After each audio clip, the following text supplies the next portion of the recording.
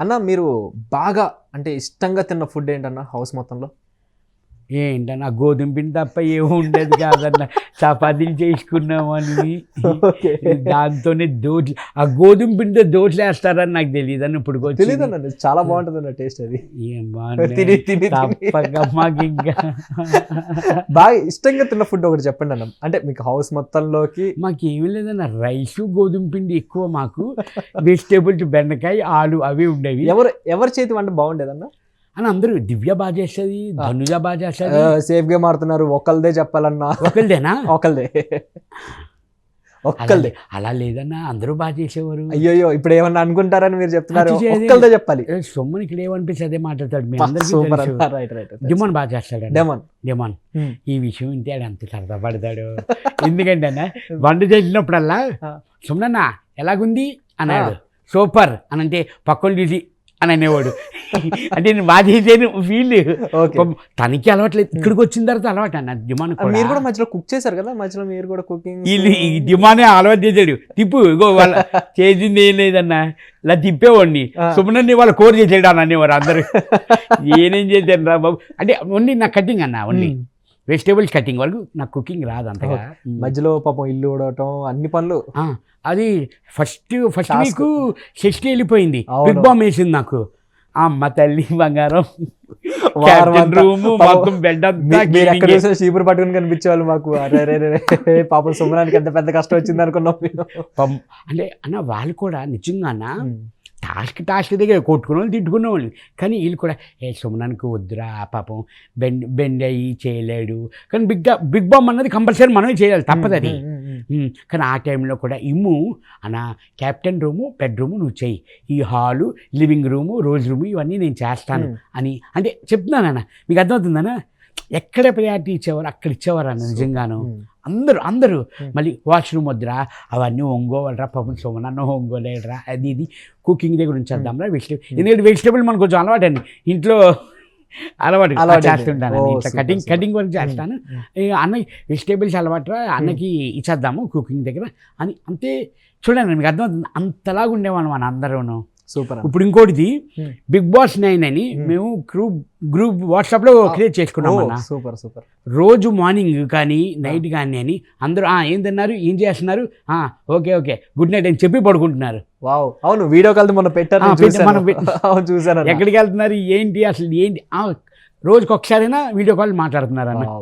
మొత్తం అందరూ చాలా మంచి క్లోజ్ ఫ్రెండ్స్ అయిపోయారు అంతా కూడా. బాగా ఒక ఫ్యామిలీగా నాకు తెలిసి 3 months వరకు కలిసి ఉన్నారు. అవునండి.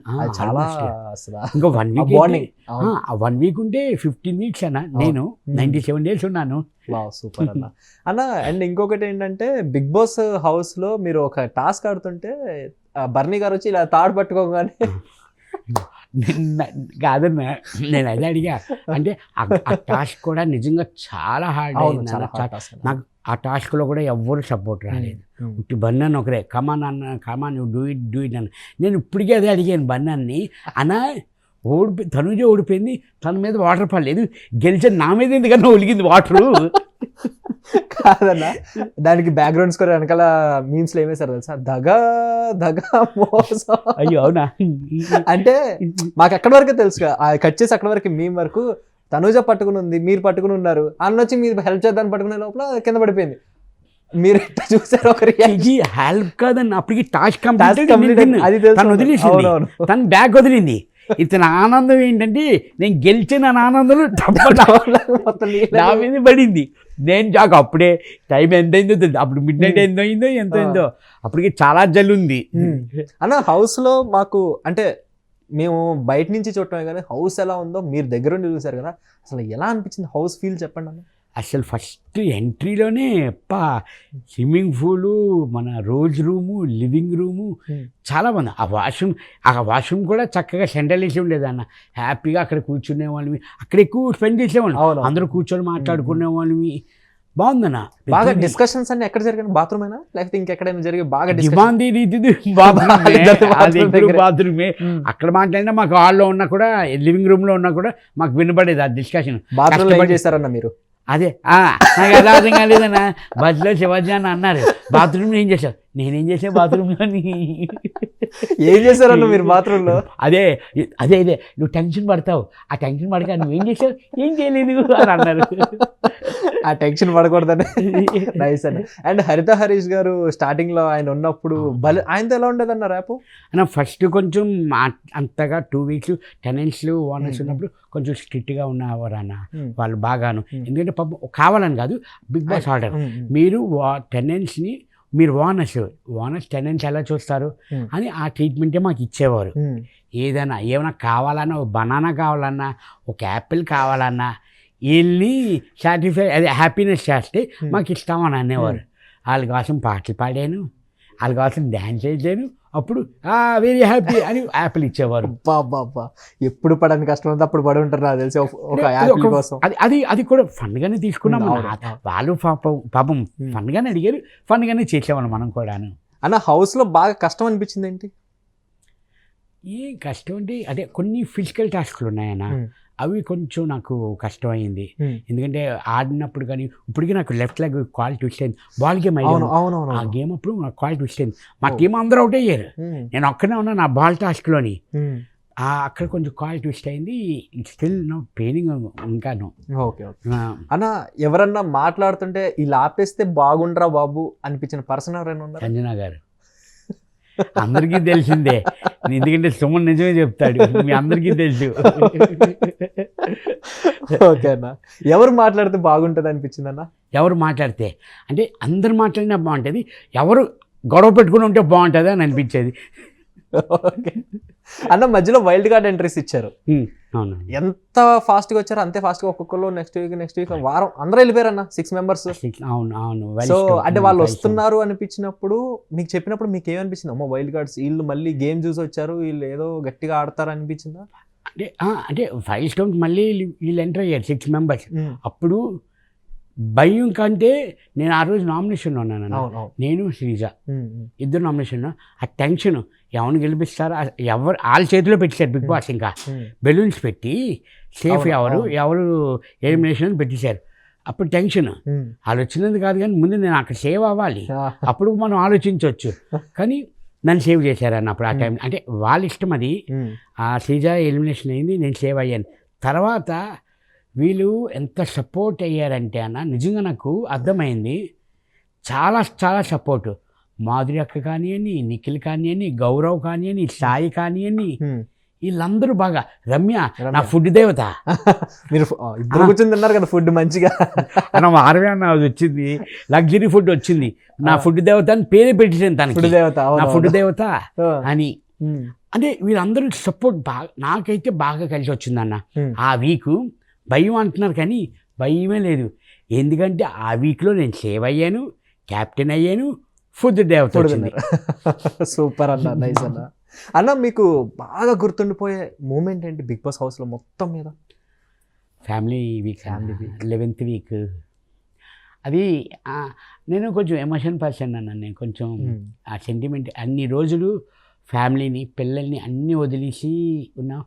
11th వీక్ వైఫ్ రాగానే కొంచెం తట్టుకోలేకపోయాను, అది మర్చిపోలేను. అది నిజంగా ఒక మెమరీ అన్న నాకైతే. అది మీరిద్దరు కూర్చొని నువ్వు తిన్నావా అని మీరు పెట్టడం నిజంగా నా చూసిన, అంటే మీరు అది రియల్ ఎమోషన్ అది. బట్ మాకు చూసిన వాళ్ళకి మాకు ఎట్లా అనిపించింది, అబ్బా సుమన్ అన్న ఎంత ప్రేమ, అసలు ఇటువంటి ప్రేమ కదా ఉండాల్సింది, మొత్తం సమాజం మొత్తంలో ఏమైపోతుంది అనిపించింది అన్న. నిజంగా అట్లా ట్రూగా ఉండడం చాలా రేర్ అన్న, అట్లా ఉండడం అనేది. సో మీకు బిగ్గెస్ట్ సపోర్ట్ మొత్తం ఎవరన్నా, హౌస్ అని కాదు లైఫ్ మొత్తంలో మీ బిగ్గెస్ట్ సపోర్ట్ ఎవరు మీకు? నాకు అంటే ఫస్ట్ ఫాదర్ అన్న. నాకు నేను అప్పట్లో నాది ఎంట్రీ ఫిలిం ఇండస్ట్రీ 2002 అన్న. 2002 నుంచి రోజుకి 2-3 షూటింగ్లు కూడా చేసిన రోజులు ఉన్నాయన్న.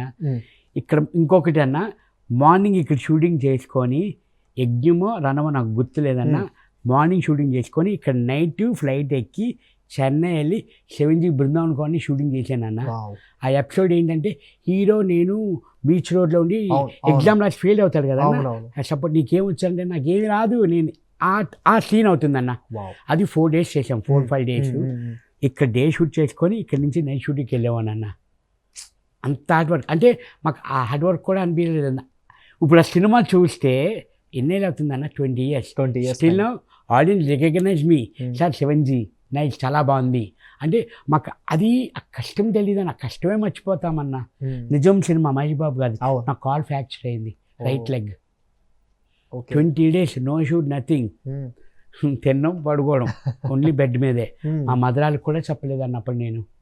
కానీ ఆ మూవీ జరిగే హే సుమన్ నెగిటివ్ రోల్ చేశాడు విలన్గా అంటే అదే అన్న మాకు ఆ సక్సెస్ అది చూసి బాగుంది అంటే అది ఎంతో అసలు ఎంత హ్యాపీ ఫీల్ వస్తుంది అంటే అంత హ్యాపీ ఫీల్ వస్తుంది అన్న. మీరు దాదాపు 300+ ఫిలిమ్స్ వరకు చేశారు, డిఫరెంట్ లాంగ్వేజెస్లో చేశారు. కానీ మధ్యలో సడన్గా అసలు కొన్ని రోజులు మీరు ఏమైపోయారు అని ఒక డౌట్ వచ్చింది అందరికీ. అరే సుమన్ గారు ఎక్కడున్నారు, ఈ సినిమాలు ఏం చేస్తున్నారు? సో ఎందుకు ఆ గ్యాప్ అనేది వచ్చింది? ఒక చిన్న పాయింట్లో మీరు చెప్తారా? అది చిన్న అని యాక్చువల్లీ తెలుగు అవుతున్నాయి అంటే మీరు తెలుగు తమిళ్ చేయడంలో మనకి ఎక్కడి వరకు ఉంటే అక్కడికి వెళ్తామన్నా. యాక్చువల్లీ ఇక్కడ తెలుగు చేస్తున్నప్పుడు నాకు తమిళ్ ఆఫర్ సేమ్. ఇక్కడ తెలుగు ఎలాగే ఇంట్రడక్షన్ అయ్యానో అక్కడ కూడా తమిళ్లోని జయంతోనే నేను ఇంట్రడక్షన్ అయ్యానన్న జయం మూవీ.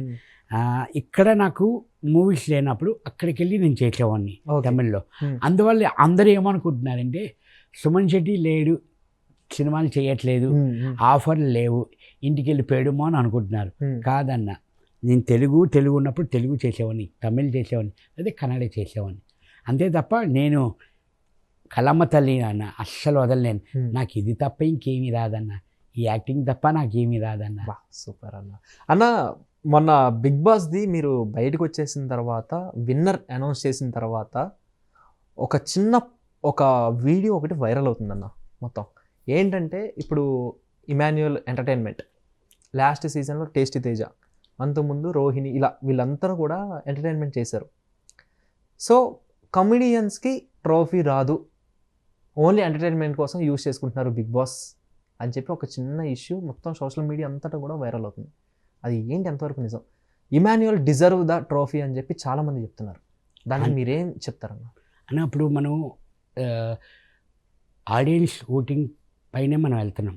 ఇప్పుడు ఎలాగో అనుకుంటే 12th వీక్ 11th వీక్ నుంచి ఎవరు టాప్ ఉన్నారో మీకు తెలుసు. నేను లోపలే ఉన్నాను, నేను బయటకు వచ్చాక చూశాను ఇమ్ము టాప్లో ఉన్నాడు.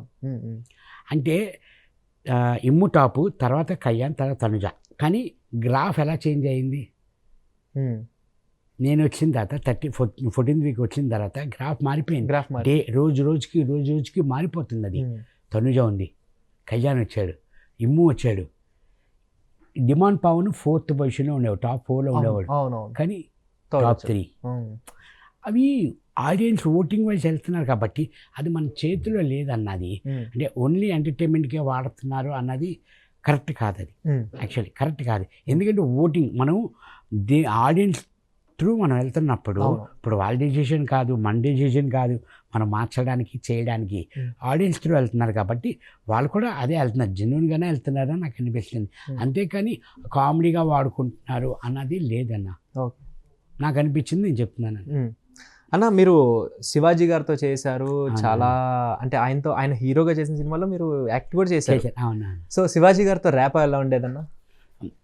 శివాజానికి తెలుసు, మనం మూవీ చేసాము, ఆ బజ్లో కూడా ఒకటే అన్నారు, సుమనన్న నువ్వు ఎలాగుంటావో నాకు తెలుసు, ప్లేన్ హార్ట్తో వెళ్ళావు, ప్లేన్ హార్ట్తో వచ్చావు, నువ్వు ఆడియన్స్ మనసుల్ని గెలుచుకున్నావు, నిజంగా చాలా బాగాడు. బిగ్ బాస్కి వెళ్ళే వాళ్ళందరూ ఇలాగ ఆడాలి, ఇలాగ ఫైట్ చేయాలి, ఇలా గొడవ పెట్టుకోవాలి, ఈ టైప్లో ఉండాలి. అవి ఏమీ లేదు, ఏమీ తెలియదు. సైలెంట్గా వచ్చావు, మనసు గెలుచుకున్న ఆడియన్స్ మనసులు, నీకు సూపర్ అన్న అని శివజాన్ కూడా బాగా అప్రిషియేట్ చేశారు. సూపర్. నిన్నటి నుంచి కూడా సోషల్ మీడియా అంతటా కూడా ఒక చిన్న వైరల్ అవుతుందన్న. సో మీరు అంటే ర్యాప్ ఉంది కాబట్టి నేను అడుగుతున్నాను, శివాజీ గారు చేసిన కామెంట్స్ సోషల్ మీడియాలో వైరల్ అవుతున్నాయి, దాన్ని ఎంతవరకు మీరు విన్నారా, దాని గురించి చూడటం జరిగిందా, అసలు ఏంటి దాని గురించి మీరు ఏం చెప్తారు? మనకి బిజీగా ఉన్నాను, అసలు నేను వినలేదన్న. అది ఏంటన్నది ఏంటనేది అది నేను ఇంకా వినలేదన్న.